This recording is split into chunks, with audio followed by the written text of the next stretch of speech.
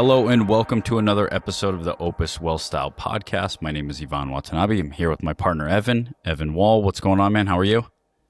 Doing good. Inspired by your weekend excursion up in Chicago on High Rocks. Very impressive. Appreciate it, man.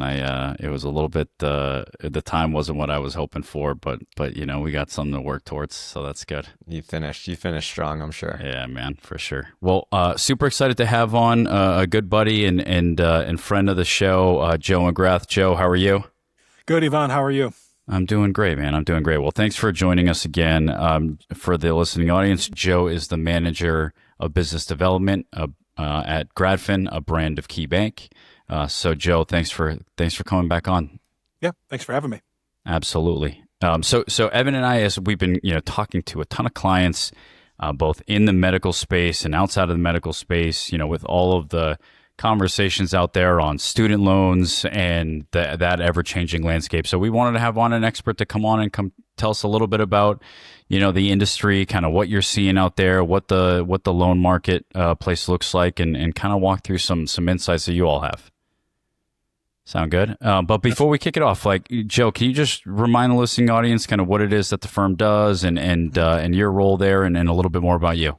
Sure, absolutely. So I manage the business development team over here at GradFin. We are owned by KeyBank. We are a brand of KeyBank, but my role day in and day out is working with financial advisors, financial professionals such as you, Iván, and Evan, to assist their clients with their student loans. And we do that by scheduling 30-minute consultations where we will sit down with borrowers and help them carve out a repayment plan that makes the most sense for what their specific student loan situation is. Obviously, and we'll cover it in this podcast, there has been a lot of changes in the student loan landscape, leading to a lot of confusion. So it's really an important time for people to take the 30 minutes or so where they can sit down with someone on our team and actually get their questions answered and hopefully be pointed in the right direction. And that's pretty much what we offer. 30-minute calls. We'll sit down with someone. And are there any... Go ahead. Sorry. I don't know if our video is breaking up or if it's your video. No, I was just saying, like I said, 30-minute call, sit down with someone, break down what their loans mean, how they're going to change over time, look into things like forgiveness opportunities, refinancing, and everything else in between there. Awesome.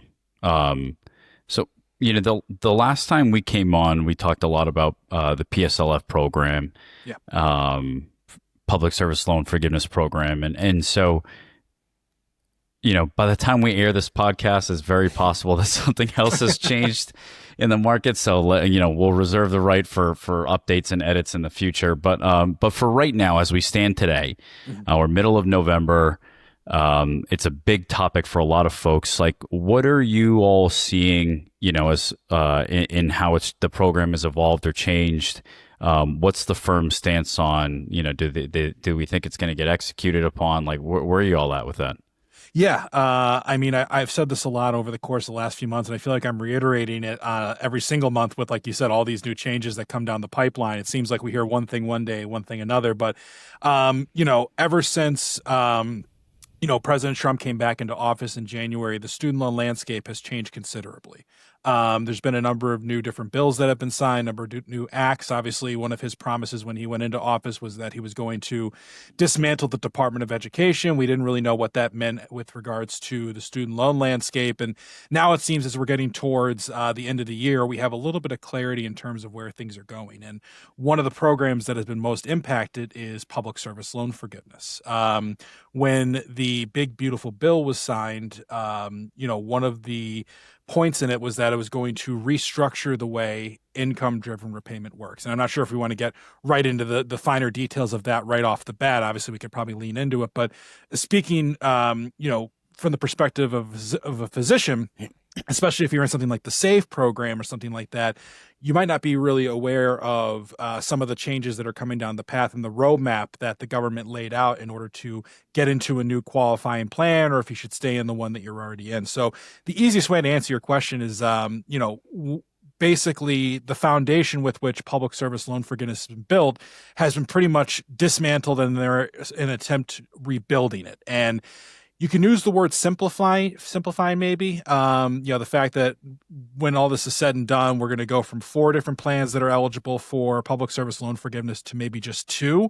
But the roadmap to get there is a little confusing, and that's what we're here to offer people the guidance on, to let them know, hey, what are your options now? What should you do? How should you switch over to this plan versus that plan, and why people should do that. And if someone is in public service loan forgiveness, is the guidance to just wait and see at the moment and see what kind of shakes out, or are you suggesting making switches at this point? Great question. Unfortunately, the short answer to a lot of these questions is it depends. Yeah. And that seems to be the case with a lot of people.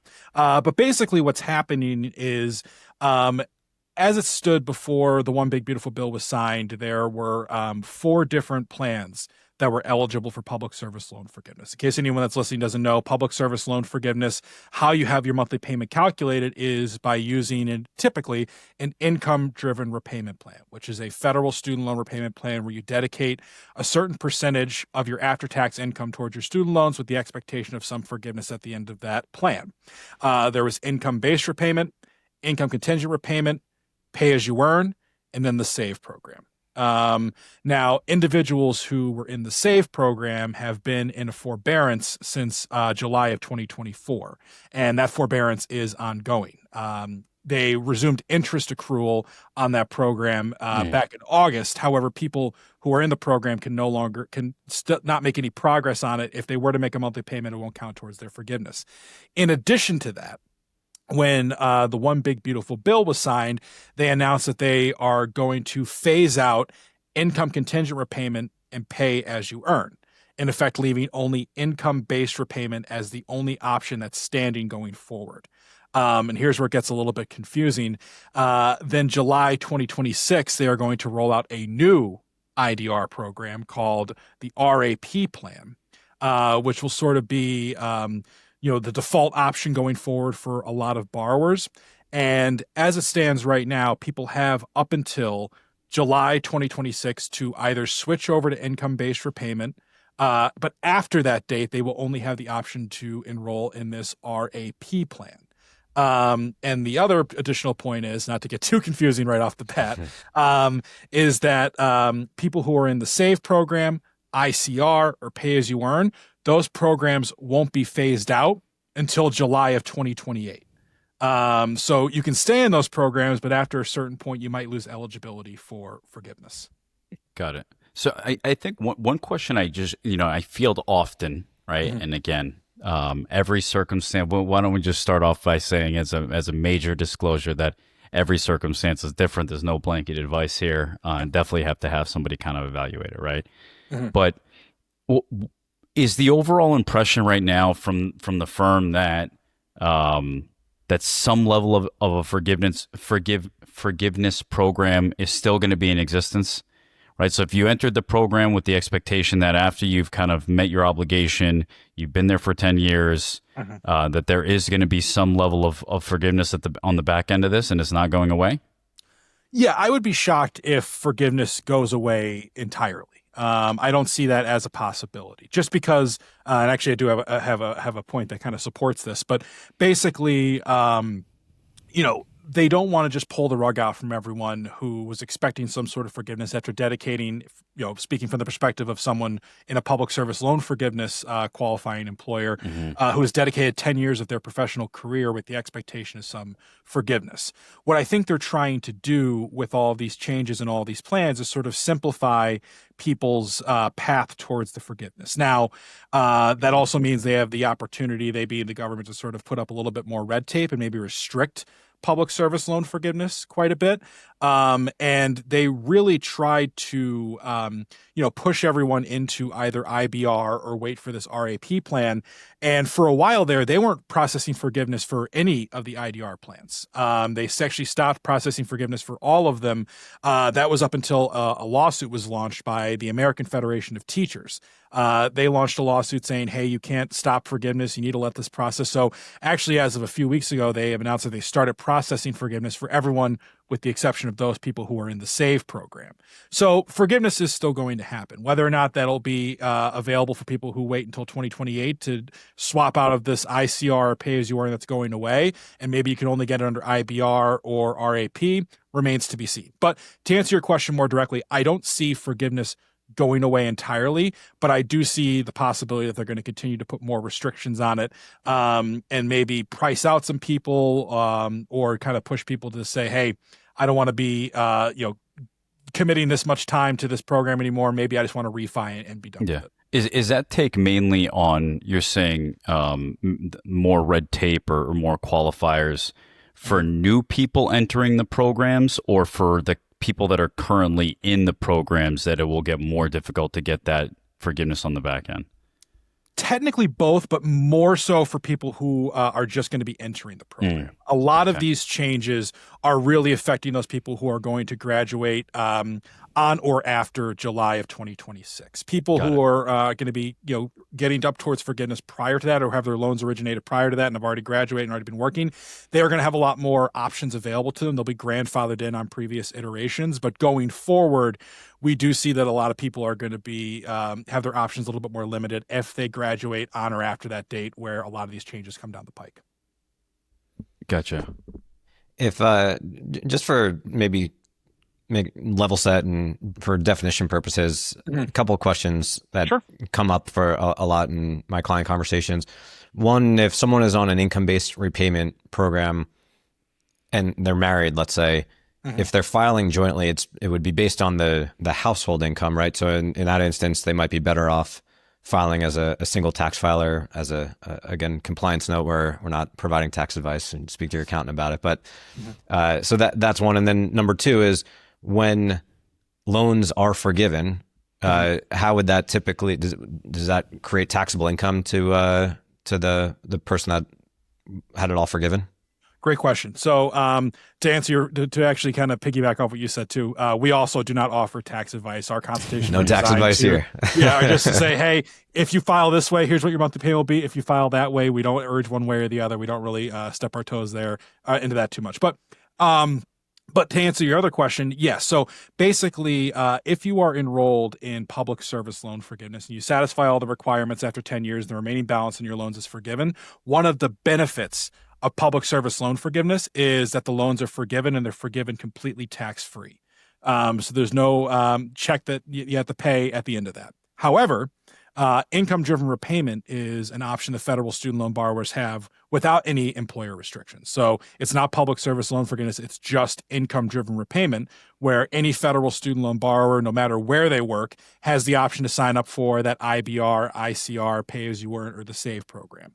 If you're in that program, your term will be longer.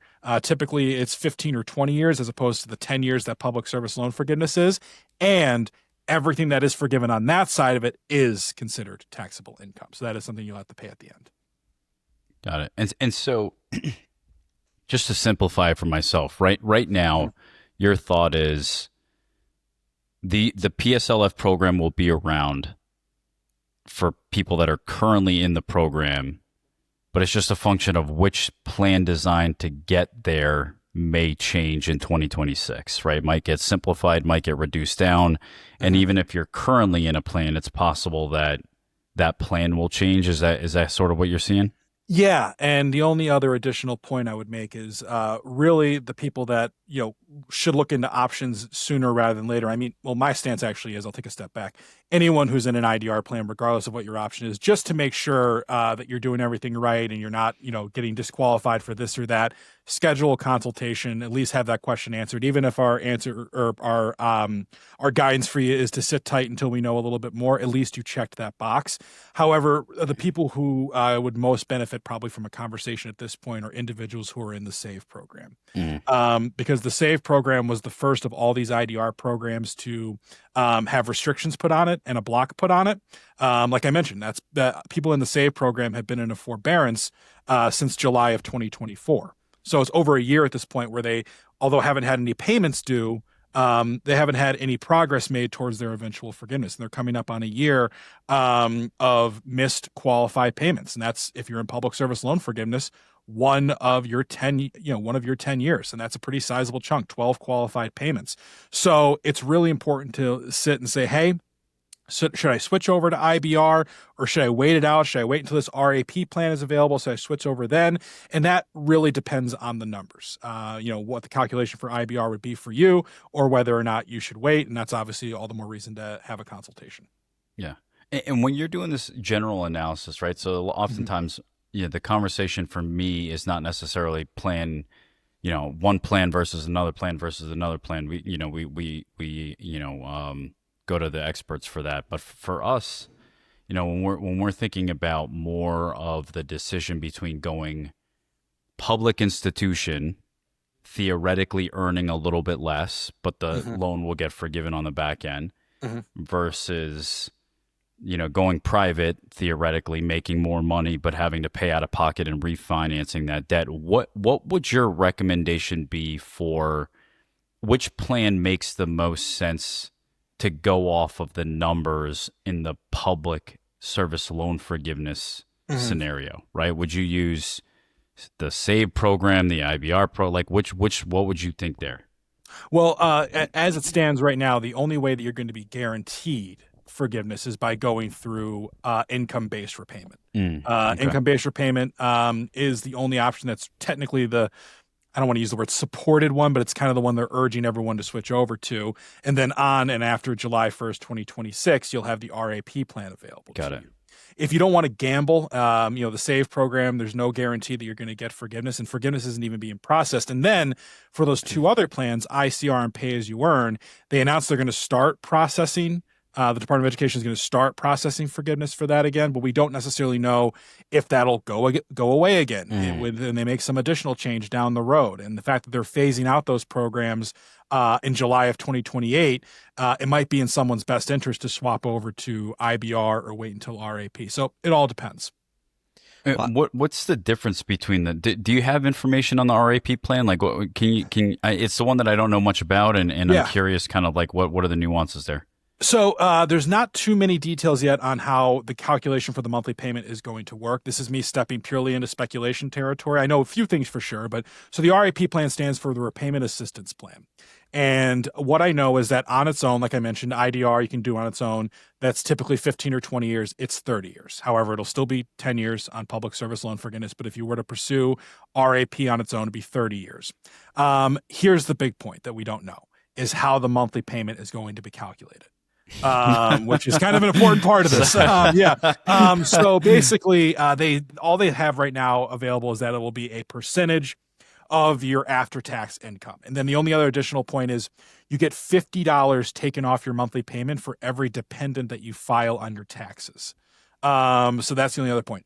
If I were to guess, and again, speculation, don't know anything for sure, I would assume that they're probably going to roll it out as some sort of tiered thing where if you're in a certain income range, you pay a certain percentage of your after-tax income, and then obviously as your income goes up, they increase the percentage that you pay.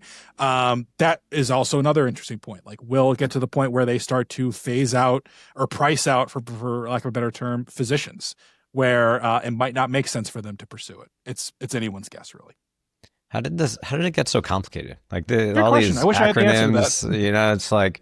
Yeah, I mean, I've been saying this for years. If anyone's listening to this and they're like just confused as to like what it is, IDR far and away is the most confusing aspect in all things student loans. I always make the joke that, I know more about student loans than just about anyone walking down the street. If you ask me to sit down and write all the finer details and differences between ICR, IBR, Pay As You Earn, I can get close, but I probably wouldn't get 100% without a little bit of assistance. That's how complicated they are. But, and that's kind of why I think a lot of these changes have been made. Like it's has some reform in the IDR space been needed for a while? Maybe, because these programs are complicated and they are very confusing. And that's what it leads to a lot of people getting knocked out of compliance with these programs and losing qualified payments or being rejected for forgiveness. I mean, there's over a 90% rejection rate for people who pursue public service loan forgiveness without any sort of assistance whatsoever. Over 90% of people get rejected for forgiveness. And that's part of the reason why, or part of the issue why this snowball effect happens, because if you're rejected for forgiveness, it's not like you can research what happened fix it, apply again next week, and then get forgiven, you have to wait a whole calendar year in order to apply again for the forgiveness. And if you don't know where that mistake happens, suddenly you're going through 10 years of student loans payments looking for that proverbial needle in the haystack, and you can't find that issue. And then 11 years might become 12 years. And it gets to a point where a lot of people are like, I don't even want to deal with this anymore. I'm done with it. I'm just going to refi. I have the means to pay this off. And not to put the cart too much before the horse, I'm sure we're going to talk about refi in a little bit, but rates have dropped, which is great. It's looking like refi is going to be a really solid option for a lot of people coming into the next year. That's crazy. How could they decline you and not give you a reason why? They will give you a reason why. I didn't mean to say that maybe you just rejected without reason. PSLF itself is really complicated to navigate without any assistance. There's a lot of annual paperwork, recertification forms. You have to be really on the ball about submitting appeals if something were not to be counted correctly. You really have to make sure your ducks are in a row if you're going to pursue that program, just because there are so many steps to make sure that you are up to date in compliance. And also it's passing through a lot of different hands. You have to go through your employer a lot of times, get answers from them, then go to the Department of Education, get answers from them, make sure everything is aligned. And if there's one discrepancy one way or the other, you're going to miss a qualified payment, which might lead to 2 qualified payments. And then suddenly, you missed out on maybe a year of payments. And that's where the rejections start coming down the pike. Are you using the terms IBR and IDR, income-based repayment and income-driven repayment? Are those 2 different things? So IDR is the blanket term. Income-driven repayment is sort of the umbrella term for all the different income-driven repayment options. Okay. So it's IDR, and then under IDR, there's IBR, ICR, pay-as-you-earn, save, and then eventually this RAP program. Got that, Iván? Dude, I got it. It's I could draw a picture for you, too. It's funny. It's in this scenario where one person makes a payment that doesn't qualify, and you're filing it the same way. So they've made a whole bunch of payments. It hasn't gotten posted the right way. And if you don't have a firm like GradFin to come in and help you actually fix that and make sure that it's getting filed correctly, you could have made all those payments in addition that maybe you didn't need to make, right? And then, on the back end of that, less is getting free. The whole thing is extremely complicated. And I know when we were going through the refinance program for my wife, and she used the good folks over at GradFin to take care of her to walk through her options. It was very much, what are the different programs? Do we think they're going to be in existence? How much do we think we're going to qualify? What do the rates look like? And then just doing the equation between public and private. And ultimately she ended up refinancing. But it's very difficult to kind of navigate on your own as well as you think you could be doing. Our opinion has always been, get a second set of eyes on it, because you don't want to find out when it's too late that you haven't been doing it correctly for one payment, let alone, 2 years worth of payments, So, but as you mentioned, the rates are dropping, right? That is becoming more and more of a conversation recently, and certainly more competitive right now than it was, let's call it a year ago, or maybe 18 months ago. So what are you seeing these days, Joe, with respect to repayments in the refi space? Yep. So as always, what you're going to get in a refi market is dependent on your finances. Lenders will look at your income, your credit score, your debt to education ratio, or your debt to income ratio rather, and your savings. So all that's taken into consideration. But on average, it's not uncommon to see anywhere from, mid to low 4s, anywhere up to, mid 5s, which is, like you said, Iván, that's a far cry from where it was a year ago, certainly another year before that. We're hoping rates will continue to drop, but they seem to be pretty stable, right around 4.5 to around 5.5. And when you refinance, does that impact any of these loan forgiveness programs, or how does that work? Yeah, so that's a big consideration. So when you refinance, you're taking either existing federal student loans and turning them into a private student loan, or an already existing private student loans into a new private student loan. Private student loans have no eligibility for public service loan forgiveness, income-driven repayment, or even a number of the different federal repayment options. Private student loans, in effect, operate very similarly to a personal loan, where you're choosing a term that works a good fit for you, and you get an interest rate, and you're going to pay off the entirety of that loan. Now, where you're losing flexibility in repayment options, you also are gaining the ability to sort of customize your loan in a way that makes the most sense for you. We can do anywhere from a 5, 7, 8, 10, 12, 15, 20, or 25-year term. GradFin, and we're owned by KeyBank. We work with a number of different lenders, so we can match you with the bank that's going to be the best fit for you. And also, one of the great things about private student loans is there's no early payoff penalty. So you can get yourself into a situation where maybe at first you want to, take a shorter term to pay it off in a quicker amount of time, when in actuality, it might be a better option for you to take a little bit longer of a term, say instead of a 5-year, a 7, an 8, or even a 10-year term.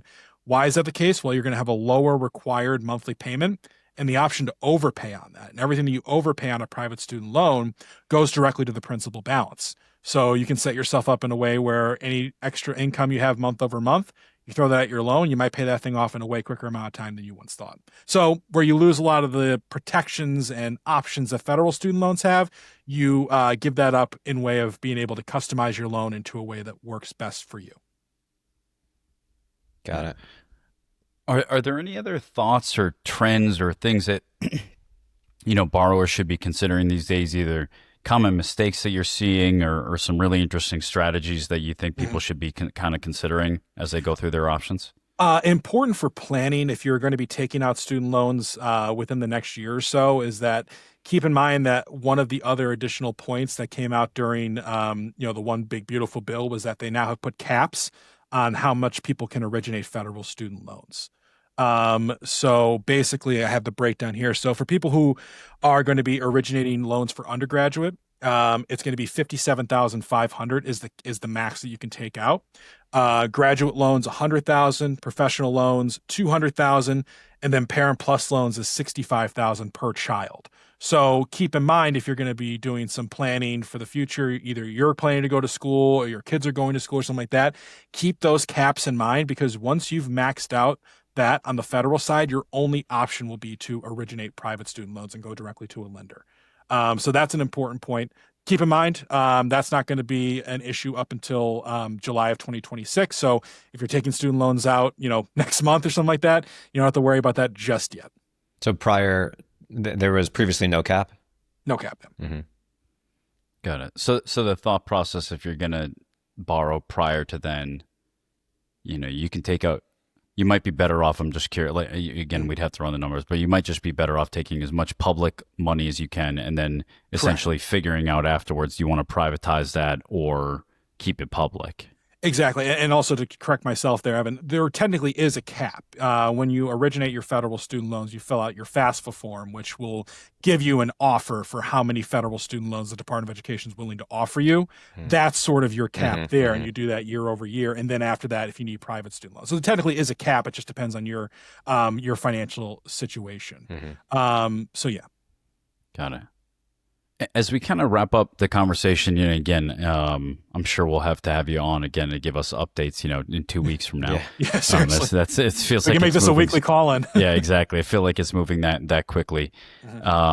Any things that you want to make sure that the audience kind of takes away? Any insights? Any additional thoughts that you think would be valuable? Yeah, I mean, just if you're maybe working in the physician space, or you're just in an IDR plan and you're confused about what your options are going to be, keep in mind that if we know anything after this past year, nothing's set in stone. So any of these updates, changes may be retooled, taken away completely. Like, we just don't know until we know. And hopefully, as we get into 2026, first quarter and second quarter, and especially by the end of the second quarter of 2026, we will know things more certain. We will know things. We will know more details about the RAP plan, whether or not it makes sense to pursue it. But, take the time to take a consultation is my main takeaway. And for anyone listening, I'm sure Iván and Evan will point this out as well. They're your person that they can introduce you to someone at GradFin. So reach out to them and they'll be able to connect you with someone to schedule a call. But take the time, take the 30 minutes, even if our recommendation or our guidance is to sit tight and wait for maybe a certain repayment plan or wait until we know a little bit more, at least you check that box and it gives you peace of mind, which is the most important part of all of this. Great. And for the listening audience, where can they find you all? Where could they reach out if they wanted to chat directly? Yeah. So my email is joe.mcgrath@gradfin, GRADFIN, .com. And I'm sure my contact information will be in the details of this episode. Yep. So feel free to shoot me an email, joe.mcgrath@gradfin.com. I'm happy to answer any questions anyone has. Awesome. Well, thanks again, Joe, for your time and for giving us the state of the state and the update as of today. And to you, the listening audience, thanks for tuning in. Please click subscribe below to be notified when we release our next episode. And like I said, we're definitely going to have a follow-up to this one. So appreciate you, Joe. Thanks, everyone. Appreciate it.